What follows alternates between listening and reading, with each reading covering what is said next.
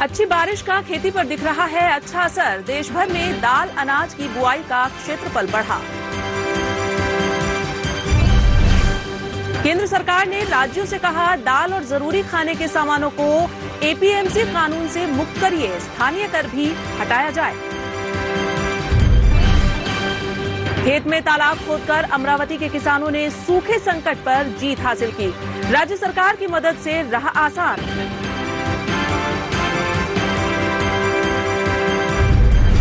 और तेजी से भर रहे हैं देश के जलाशय भंडार। हफ्ते भर में 20% से ज्यादा पानी भरा।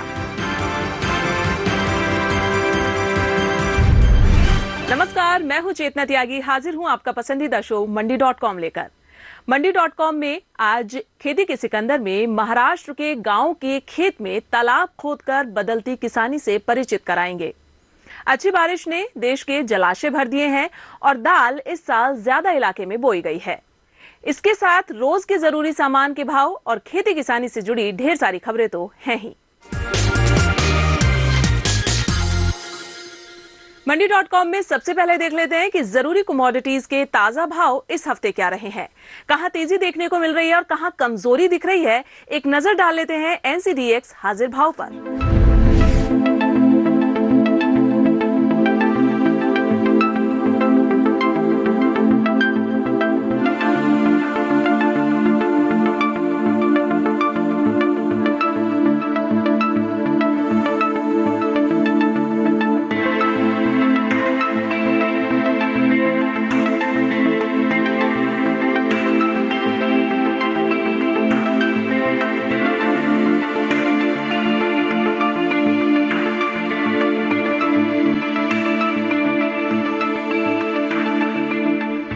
हाजिर भाव हमने देखा। अब एक नजर कमोडिटी इंडेक्स धान्या पर। धान्या NCDX का बेंचमार्क इंडेक्स है। NCDX पर 10 सबसे ज्यादा कारोबार वाली कमोडिटीज के औसत से धान्या इंडेक्स तय होता है। सेंसेक्स निफ्टी से जैसे हम शेयर बाजार समझते हैं, वैसे ही कमोडिटी बाजार समझने के लिए धान्या इंडेक्स देखा जा सकता है।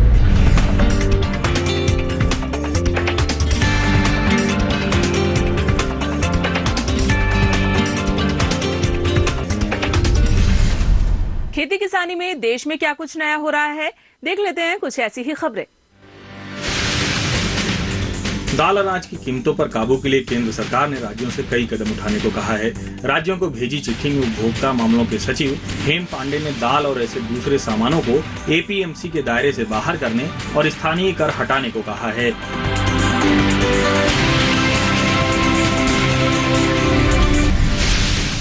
केंद्र सरकार ने राज्यों से कहा है कि दाल, तिलहन, सब्जी और प्याज की उपलब्धता सुनिश्चित करें, साथ ही इनकी कीमतों पर नजर रखने के लिए प्रभावी तंत्र तैयार करें।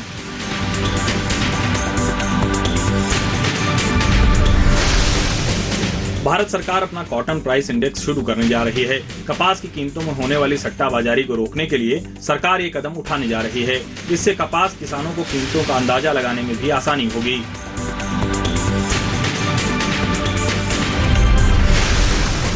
जमीन में टॉक्सिन का पता लगाने के लिए एक नई तकनीक का इजाद हो गया है। अंतर्राष्ट्रीय फसल शोध संस्थान ने इसे तैयार किया है। इस मशीन की कीमत $2 से भी कम है। इससे किसानों को इसका इस्तेमाल करने में किसी तरह की परेशानी नहीं होगी। देश में अनाज की कोई कमी नहीं है। खाद्य सुरक्षा कानून के तहत सभी को अनाज आसानी से दिया जा सकेगा। केंद्रीय उपभोक्ता मामलों के मंत्री रामविलास पासवान ने लोकसभा में बताया कि 1 जुलाई तक केंद्रीय भंडार में 548,50,000 टन अनाज उपलब्ध है। बफर नियमों के मुताबिक 411 लाख टन अनाज रखना जरूरी होता है।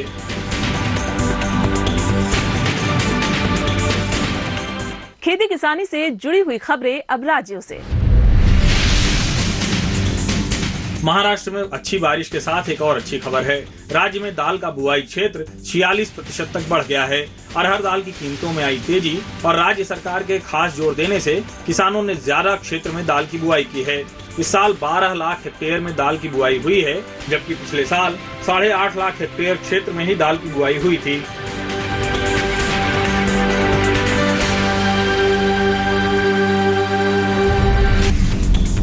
तेलंगाना राज्य में भी इस साल दाल की अच्छी उपज होने की उम्मीद है। तेलंगाना के आदिलाबाद जिले में दाल की बुआई 30% ज्यादा इलाके में हुई है। ओडिशा में खरीफ की बुआई में तेजी आ गई है। जुलाई महीने में अच्छी बारिश होने से किसानों ने धान की बुआई तेज कर दी है।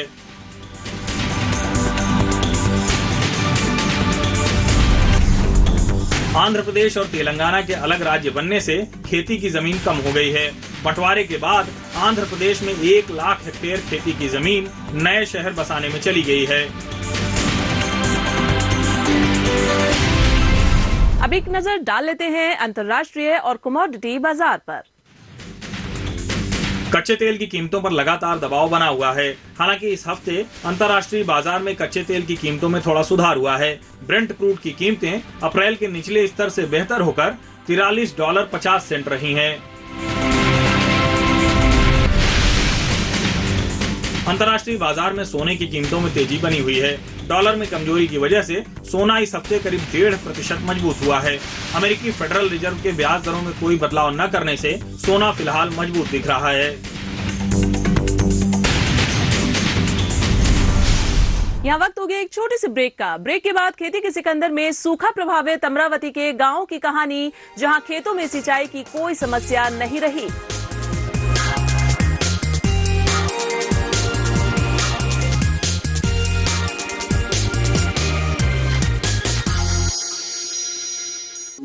ब्रेक के बाद आप सभी का स्वागत है मंडी.com में।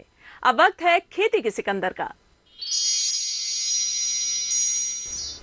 महाराष्ट्र का अमरावती आजकल एक नई क्रांति का गवाह बन रहा है।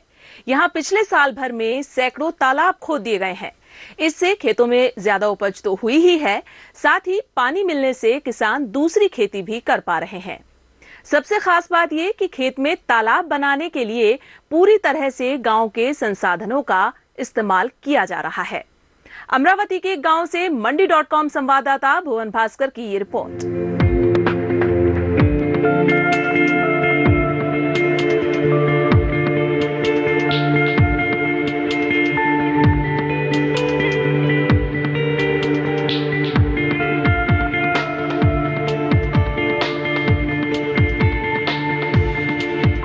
महाराष्ट्र का ये विदर्भ इलाका है जो आमतौर पर गलत खबरों से ही चर्चा में रहता है, लेकिन आज हम आपको इसी इलाके से एक ऐसी कहानी सुनाने जा रहे हैं जिसने पिछले 1 साल में इस क्षेत्र की खेती का चेहरा बदल दिया है।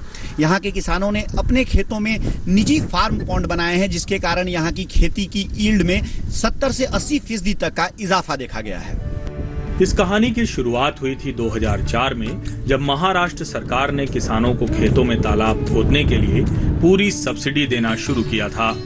लेकिन 3 साल चलने के बाद 2007 में ये योजना बंद हो गई और बंद हो गया तालाबों का खोदना। हालांकि उस समय तक दरियापुर ब्लॉक के इस नरदोड़ा गांव में 51 तालाबों की खुदाई हो चुकी थी और उसके फायदे भी लोगों को समझ आने लगे थे। मैंने 2007 में मेरे खेत में तालाब किया था शासन के 100% अनुदान पर। तो वो तालाब से मैंने जो संरक्षित ओलित किया, तो वो तालाब से मेरे को सही से फ़ायदा हो गया। फिर पिछले साल मैं ऐसा करके मैं कंट्रोल खेती करता था, यानी पंजाब कृषि विद्यापीठ के तंत्रज्ञान से, और तालाब से संरक्षित ओलित करता था। वो हिसाब से मेरे को बहुत फायदा हो गया है। पिछले 3 साल से पानी का प्रॉब्लम आ रहा है। कम बरसात, कभी ज़्यादा कम जो बरसात आ रही है, तो उसमें ये जो इस पर है ये प्रोटेक्टिव इरिगेशन, वो पिछले जो 2007 तक जो 51 तालाब बने थे उसमें से प्रोटेक्टिव इरिगेशन करना काश्तकारों ने शुरू किया। तो उस पर से बाकी किसानों को रिजल्ट मिला, तो उससे ये जलयुक्त शिवार योजना का लाभ उन्होंने लिया। तो उसमें 22 जो पिछले साल तालाब बने थे, तो उन्होंने 1 महीने में वो तालाब पूरे हो गए। तो उन्होंने खरीफ में 1 पानी दिया और रब्बी में दूसरा पानी दिया। एक ही तालाब से 2 बार पानी दिया। सूखे से परेशान महाराष्ट्र में जब पिछले साल देवेंद्र फडणवीस सरकार आई, तो उन्होंने जल युक्त शिविर योजना के तहत गांव में तालाब खोदने का अभियान शुरू कर दिया। सूखे की मार से सबसे ज्यादा प्रभावित किसानों में तालाब खोदने की होड़ लग गई। ज्यादा खेत वाले किसानों ने जहां 900 वर्ग मीटर के तालाब खुदवाए, वहीं कम खेत वाले छोटे किसानों ने भी 225 से लेकर 400 वर्ग मीटर तक के तालाब खुदवा लिए। ये तालाब किसानों के निजी संसाधन हैं और किसान केवल अपने खेतों की सिंचाई में इनका इस्तेमाल करता है। साल भर में ही इन तालाबों के चमत्कारिक नतीजे दिखने लगे हैं। मी शेततळं माझ्या शेतामध्ये शासनाच्या योजनेमधून घेतलेलं आहे आणि मला या शेततळ्याचा खूप भरपूर असा फायदा झालेला आहे। ज्या शेतामध्ये मला एकरी 1 क्विंटल मूग सोयाबीन होत होतं तर ते जवळपास आता माझं उत्पन्न वाढलेलं आहे। जवळपास 4 ते 4.5 क्विंटल मला या एका एकराला मागले उत्पन्न वाढलेलं आहे। खूप असा फायदा या शेततळ्यावरून मिळत आहे आणि माझी एक विनंती आहे की शासनाने या शेततळ्यावर 100% अनुदान डिझेल पंप आणि स्प्रिंकलरसाठी द्यावा ही विनंती आहे, कारण कि त्यापासून खूप असा फायदा म्हणजे शेतकरी उत्पन्न वाढू सकते। इन बेहतरीन नतीजों के कारण नरदोड़ा अलमपुर गांव के 750 हेक्टेयर खेतों में करीब 100 से ज्यादा किसानों ने 120 तालाबों की खुदाई कराई है, जिनसे 300 हेक्टेयर से ज्यादा जमीन पर सिंचाई आसानी से हो रही है। तो 2007 तक राष्ट्रीय कृषि विकास योजना अंतर्गत अभी 51 तालाब पूर्ण कंप्लीट हो गए और पिछले साल से जलयुक्त शिवार योजना में 22 तालाब पूरे हो गए और इस साल 40 तालाब पूरे हो गए। तो ऐसे पूरे टोटल जो तालाब है वो 120 यहाँ तालाब पूरे हुए। बेहद अहम बात यह भी है कि महाराष्ट्र के अमरावती जिले के इस पूरे इलाके में एक खास तरह की काली मिट्टी पाई जाती है। काली मिट्टी की वजह से पानी जमीन के नीचे नहीं जा पाता, इससे यहाँ भूजल स्तर बहुत नीचे चला गया है और वर्षा के जल से भी इसमें कोई बढ़ोतरी नहीं होती। साथ ही जो पानी भूजल के तौर पर है भी वो खारा है और खेती में सिंचाई के लिहाज से बेकार। ऐसे में फार्म पॉन्ड या खेतों में खुदने वाले तालाबों में बारिश का पानी रोकना ही यहाँ सिंचाई के लिए पानी मिलने का सबसे बेहतर तरीका है। इस एरिया में नेशनल हॉर्टिकल्चर मिशन 2004 को इम्प्लीमेंट हुआ था, वो स्कीम 7 में बंद हो गया और 2014 में महाराष्ट्र गवर्नमेंट का जलयुक्त शिवार ये अभियान आया है। तो ये 2 अभियानों के चलते हुए यहाँ के जो 156 गांव थे, तो 156 गाँवों में फार्म पाउंड मतलब जिसको लोकल भाषा में शेत तड़े कहा जाता है वो बड़ी मात्रा में लिए गए हैं। अच्छी और सीधे खुद को लाभ मिलने वाली बात एक बार समझ में आने भर की देर होती है। किसानों को जब तालाब से अपने खेत की जमीन आसानी से सींचने का फायदा समझ में आ गया तो दूसरे किसान भी ऐसे तालाब बनाने लग गए। कमजोर आर्थिक स्थिति वाले किसानों को राज्य सरकार से मिलने वाली मदद अपना तालाब बनाने के लिए प्रेरित कर रही है। मेरे बाजू में तालाब है, उन्होंने सोयाबीन तुअर ली एक री थी, तो तुअर का उत्पादन ज़्यादा हो गया उनको पानी देने के बाद। मेरे पास पानी नहीं था इसलिए मेरे को कम हो गया और उनको एकरी 4 क्विंटल हो गया, मेरे को एकरी 1.5-2 क्विंटल ही हो गया। और तालाब पानी की वजह से उसमें तुअर भी बढ़ जाती है और सोयाबीन भी बढ़ जाता है। गवर्नमेंट की योजना है, उसके माध्यम से तालाब मिल गई सबको, मैं भी प्रेरित हो गया। यहाँ पर नरदोड़ा जैसा है कि जहाँ पर 90 की मात्रा में फार्म पाउंड तैयार हुए हैं, तो वैसे ही 5 विलेजेस हैं जिसमें सांगड़ूद है, रामागढ़ है, थिलोरी है और महिमापुर है, जहाँ के लगभग कम से कम 70 फार्म पाउंड यहाँ पर तैयार हो गए हैं। महाराष्ट्र शासन का और एक स्कीम स्टेट में चालू हुआ है जिसका नाम है मांगेल त्याला शेततळे, मतलब जो मांगेगा उसको उसी समय शेततळे। तो इस अभियान पे ये 28 देहातों के अलावा जो तालुके के पूरे 156 विलेजेस हैं, तो वहाँ भी हम बड़ी मात्रा में इसका प्रचार प्रसार कर रहे हैं। इन तालाबों की खुदाई के लिए न तो भारी मशीनों का इस्तेमाल किया जाता है और न ही बड़ी संख्या में मजदूरों का। यही इन तालाबों की सबसे बड़ी खासियत भी है। गांव के ही 4 ट्रैक्टरों की मदद से 3 से 4 दिनों में ये तालाब खुद जाते हैं और इन पर करीब 70,000 रुपए तक का खर्च आता है। गांव वालों का कहना है कि तालाब का ढलान बनाना एक तकनीकी कुशलता का काम है, जिसके लिए फिलहाल राजस्थान से ट्रैक्टर चालक आ रहे हैं, लेकिन जल्दी ही स्थानीय किसान भी इस तकनीक में दक्ष हो जाएंगे, जिससे उनका खर्च और कम हो जाएगा। फार्म फंड का जो स्कीम है, ये हमने इसमें इनोवेशन किया कि जेसीबी पोकलेन मशीन लगा के अगर फार्म फंड करेंगे तो 1 लाख के ऊपर खर्चा आता है, लेकिन गांव में ट्रैक्टर होते हैं 20-25।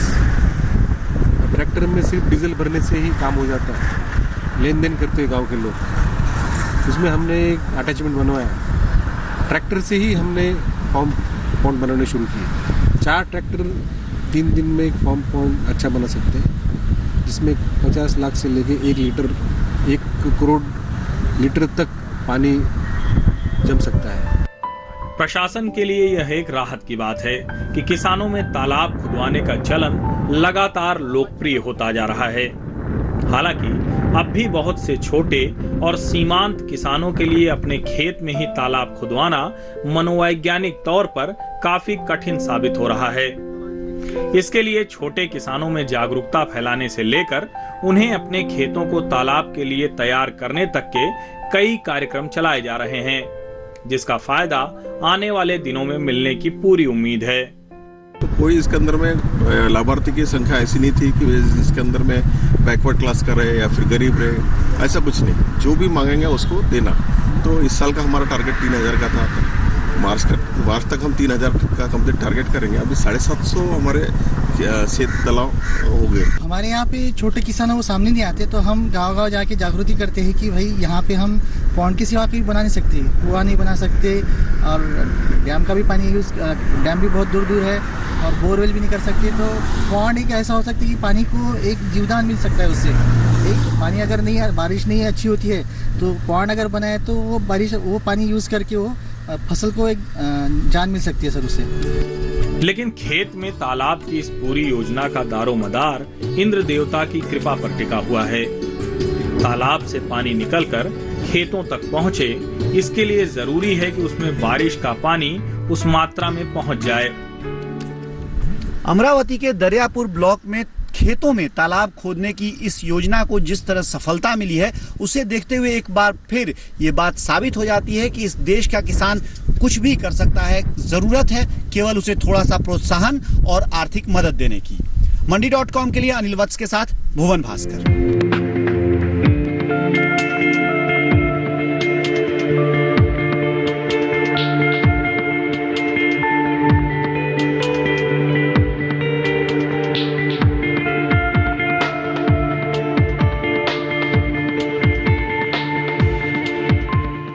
यहाँ वक्त तो चला एक और छोटे से ब्रेक का। ब्रेक के बाद बताएंगे देश के जलाशयों में कितना पानी भरा है।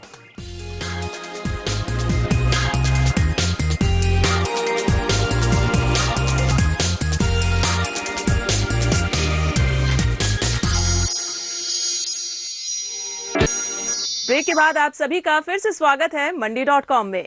किसानों के लिए और देश के लिए बेहद अच्छी खबर। पिछले 2 सालों से कम बारिश की वजह से मार्च महीने में देश के जल भंडार सूखने लगे थे, लेकिन अच्छी बात यह है कि अभी हो रही अच्छी बारिश से देश के जलाशय बेहतर स्थिति में आ गए हैं। गंगा और दूसरी महत्वपूर्ण नदियों का जल स्तर 10 सालों के औसत से बेहतर है।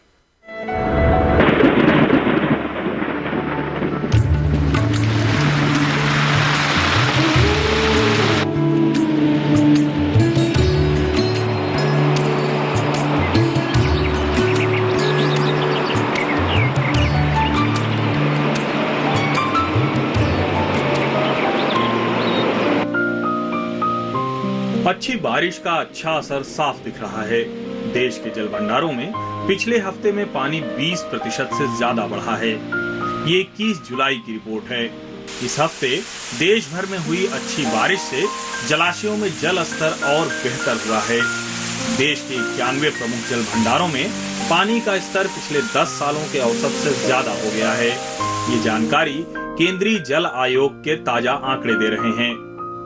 देश के अलग अलग क्षेत्रों के लिहाज से देखें तो उत्तरी क्षेत्र में 6 जल भंडारों में पानी की कुल उपलब्धता क्षमता का 34% है। इस क्षेत्र में हिमाचल प्रदेश, पंजाब और राजस्थान राज्य आते हैं। पूर्वी क्षेत्र के 15 जल भंडारों में उसकी क्षमता का 28% जल उपलब्ध है। झारखंड, ओडिशा, पश्चिम बंगाल और त्रिपुरा इसी क्षेत्र से आते हैं। पश्चिमी क्षेत्र में केंद्रीय जल आयोग की निगरानी में कुल 27 जल भंडार हैं। इनकी क्षमता का 32% पानी अभी भी उपलब्ध है। गुजरात और महाराष्ट्र राज्य में पानी की जरूरत इन्हीं जल भंडारों से पूरी होती है। मध्य क्षेत्र के 12 जल भंडारों में पानी की उपलब्धता काफी अच्छी हो गई है। क्षमता का 42% से ज्यादा पानी इन जल भंडारों में उपलब्ध है। देश के बड़े राज्यों उत्तर प्रदेश और मध्य प्रदेश के अलावा झारखंड और छत्तीसगढ़ में भी पानी इन्हीं जल भंडारों से जाता है। दक्षिणी क्षेत्र के जल भंडारों की स्थिति भी ठीक हुई है। 31 जल भंडारों में क्षमता का 28% पानी उपलब्ध है। आंध्र प्रदेश, तेलंगाना, कर्नाटक, केरल और तमिलनाडु को पानी इन्हीं जल भंडारों से जाता है। नदियां जमीन में पानी की उपलब्धता का बड़ा जरिया होती हैं। इस लिहाज से देखें तो देश की ज्यादातर नदियों में जलस्तर बेहतर हुआ है। गंगा, नर्मदा, तापी, गोदावरी और दक्षिण की पश्चिम की ओर बहने वाली सारी नदियों में पानी औसत से ज्यादा है। हालांकि कृष्णा, कावेरी, महानदी, माही और पूर्व की ओर बहने वाली नदियों में अभी भी पानी औसत से कम है। कुल मिलाकर बारिश की जैसी स्थिति दिख रही है, इसमें मौसम विभाग ने इस बार सामान्य से अच्छी बारिश का अनुमान लगाया है। 4 महीने के मॉनसून सत्र में उम्मीद की जा रही है कि देश के सभी जल भंडार इस साल लबालब भर जाएंगे, जिससे किसानों को खेती के लिए पानी आसानी से मिल सकेगा और जमीन की नमी उपज बढ़ाने में भी मदद करेगी। Bureau report, मंडी.com।